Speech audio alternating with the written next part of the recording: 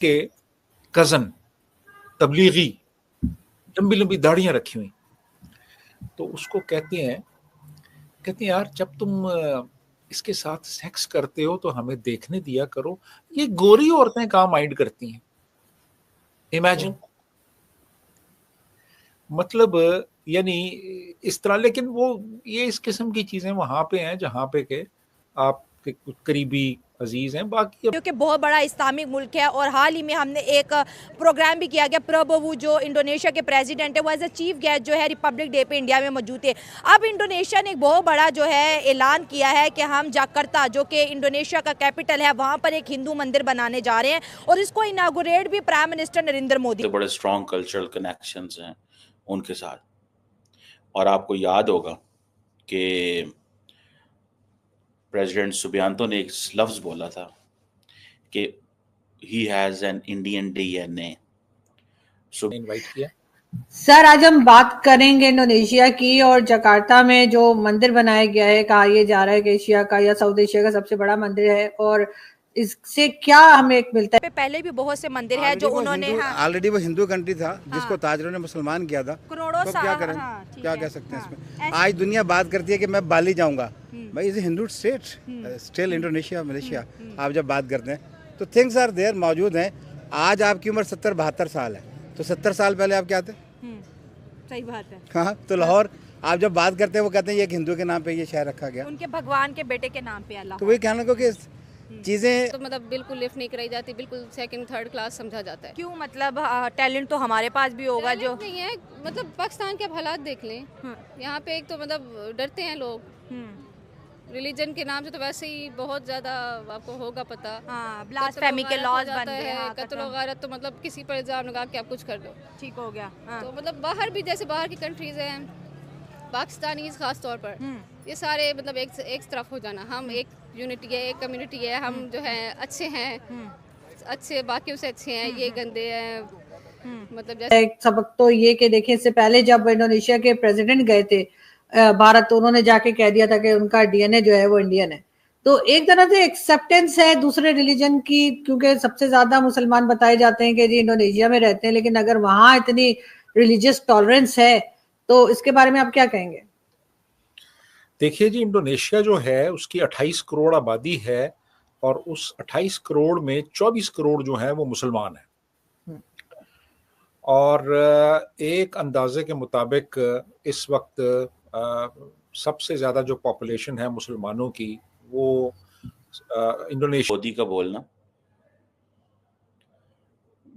और उनके कुछ अल्फाज हैं जो मैं आपको बताना चाहता हूँ।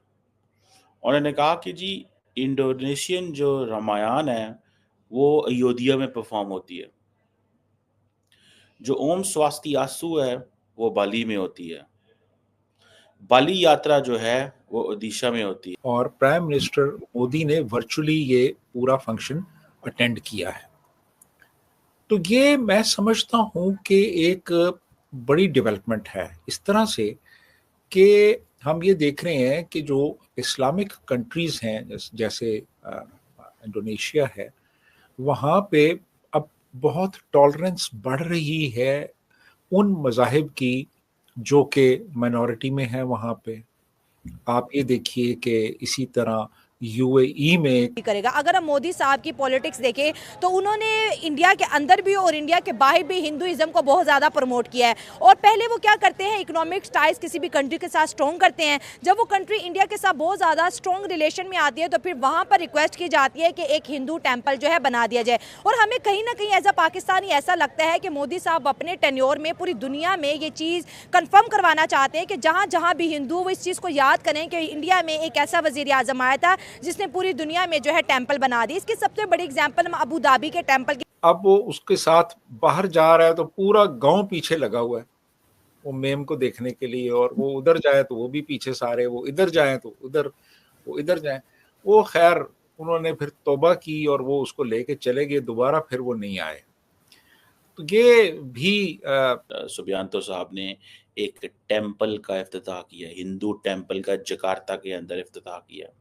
मोदी साहब वर्चुअली प्रेजेंट थे और आपको पता है कि जो Indonesia, that is one of the largest Muslim population on this earth. और लेकिन इंडिया कहता है जी हमारे काफ़ी ज़्यादा मतलब ट्रिकी काम कर रहे हैं। अच्छा। और बहुत ज़्यादा मतलब अपना दिमाग यूज़ कर रहे हैं। हाँ, और ना अपने ताल्लुकात बहुत बेहतर कर रहे हैं। हाँ। इस्लामिक कंट्रीज़ के साथ बहुत बेहतर कर रहे हैं, जिससे उनके अपने जो कंट्री को बहुत फ़ायदा हो रहा है। हाँ। इनके अपने बंदे बाहर के कंट्रीज़ में उनको बहुत प्रोटोकॉल दिया जाता है। वो लोग मतलब साइंस टेक्नोलॉजी में, कंप्यूटर में, IT फील्ड में बहुत ज़्यादा आगे हैं। और इनको बाहर के कंट्रीज़ में उनको बहुत ज़्यादा फेवर दी जाती है एज कम्पेयर टू पाकिस्तानीज़ को। बयान तो former general, defense minister, now a president, is a smart player, very smart player. उसको पता है कि इंडिया जो है it's on the side of the United states. देखिए एट टाइम्स आप जब इंगेज होते हैं ना, याद रखिएगा किस ग्रुप के साथ इंगेज हैं, इससे आपकी वैल्यू बढ़ती है। किस क्लब के मेंबर हैं आप वेस्टर्न से मिसाल के तौर पे लोग टैक्सिला देखना चाहते हैं, लोग मोइंजोदाड़ो हड़प्पा देखना चाहते हैं, कोई उसमें रिलीजियस एलिमेंट भी हो सकता है, लेकिन उसके अलावा बेशुमार मंदिर हैं, बेशुमार गुरुद्वारे हैं और बेशुमार ऐसे यहाँ पे ऐसी मॉन्यूमेंट्स हैं जिनकी एक रिलीजियस एक वैल्यू है। तो अब लोग अब देखें इंडिया से लोग आना चाहते हैं यहाँ पे, कनाडा से आना चाहते हैं, ऑस्ट्रेलिया से आना चाहते हैं, और अगर आप उनको ये है। और ये जो प्रम्बनान टेम्पल है वो इंडोनेशिया में रिस्टोर हो रहा है। और ये जो सनातन धर्म जिसे मोरुगन टेम्पल जो जकार्ता में है, इसके हवाले से आप सिर्फ देख लें कि नरेंद्र मोदी जिस अंदाज से बात कर रहे हैं, और जब इंडोनेशियन प्रेसिडेंट मौजूद थे इस इफ्तिताह के ऊपर जकार्ता के अंदर, आपको पता है कि तमाम मुल्कों के एम्बेसडर को इनवाइट किया गया था। तब्दीली आ रही है लोगों में, और जहाँ ये एक तरह से बहुत से जत्थे हमारे यहाँ, बहुत से ऐसे ग्रोह हैं जो कि दूसरे मसलक और दूसरे फ़िरकों और दूसरे मज़ाहिब के ख़िलाफ़ नफ़रत फैलाते हैं, उनको लोगों ने रिजेक्ट करना शुरू कर दिया है। लोग रिजेक्ट कर रहे हैं इनको। तो मेरा ख्याल है कि एक मुस्बत तब्दीली आ रही है। जी आरजू सर, इसमें क्या जी हम हिंदू टेम्पल जकार्ता के अंदर इफ्तिताह कर, ठीक होगा जनाब? एक तो उनको सबको इनवाइट किया गया, उन्होंने सबने अपनी वो बातशात की, मोदी साहब ने इसके ऊपर बात की, इंडोनेशियन प्रेसिडेंट ने इसके ऊपर बात की। देखिए नरेंद्र मोदी जो है वो बहुत बड़ी स्मार्ट गेम खेल गए हैं। मोदी साहब क्या कहते हैं? मोदी साहब कहते हैं जी कि we have a motto of unity in diversity. Majority के आने से बदलते नहीं, हिस्ट्री नहीं बदल सकती। अगर आज आप मेजोरिटी पे है तो क्या हिस्ट्री बदल देंगे? लाहौर का नाम तक तो बदल नहीं पाए आप। कृष्ण नगर आज भी मौजूद है ना यहाँ पे, तो वो तो बदल नहीं सके आप। तो बहुत सारी ऐसी चीज़ें नहीं बदल सके, बट ये कि हमें एक दूसरे के रिलीजन का एहतराम करना चाहिए। आप उनको करना चाहते हैं अपने जैसा, तो अपने आप को एग्जाम्पल तो बनाइए, सैंपल तो बनाइए। नहीं, यहाँ पे तो हम कन्वर्जन की बात नहीं कर रहे सर, हम यहाँ पे इकोनॉमी की भी बात करते हैं ना, कि इंडिया ने मुस्लिम कंट्रीज को इकोनॉमिकली अपने साथ कितना इंगेज किया। और मोदी साहब क्योंकि वो सेकुलर खुद को नहीं मानते, वो खुद को हिंदू मानते हैं, और जहाँ कहीं भी उनको कोई प्रिविलेज मिलता है तो वो कहते हैं प्लीज़ हमारे लिए एक मंदिर बनवा दो। तो आप समझते शायद वो समझते हैं कि जब मैं पॉइंट स्कोरिंग है, जब मैं चला जाऊँगा तो हिंदुओं में मैं जिंदा रहूंगा। देखिए पॉइंट स्कोरिंग को तो आप कुछ नहीं कह सकते। जय हिंद दोस्तों। दुनिया के सबसे बड़े मुस्लिम देश इंडोनेशिया में हिंदू अनुयायी के लिए भगवान मुरुगन का मंदिर बन रहा है दोस्तों। जकार्ता में हो रहे इस निर्माण का भारतीय प्रधानमंत्री नरेंद्र मोदी ने खुशी जताई दोस्तों। पीएम मोदी ने इस भारत इंडोनेशिया के रिश्ते का एक नया स्वर्णिम अध्याय करार दिया दोस्तों।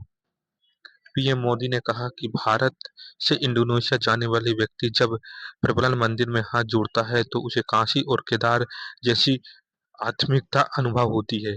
यह हमारी साझा आस्था और सांस्कृतिक नागरिकता। गरुड़ एयरलाइन से हवाई यात्रा करते हैं दोस्तों। यह प्रधानमंत्री नरेंद्र मोदी ने कहा, और सबसे बड़े मुस्लिम देशों में हिंदू मंदिर बनने जा रहा है दोस्तों। आपके अपने मुल्क के अंदर ननकाना को क्या कहेंगे आप? इसे एग्जिस्ट खैर रिलीजन्स का एहतराम होना चाहिए, ठीक है, और अगर कंट्रीज एक दूसरे का एहतराम करते हैं ठीक है, तो मेरे ख्याल में होना चाहिए।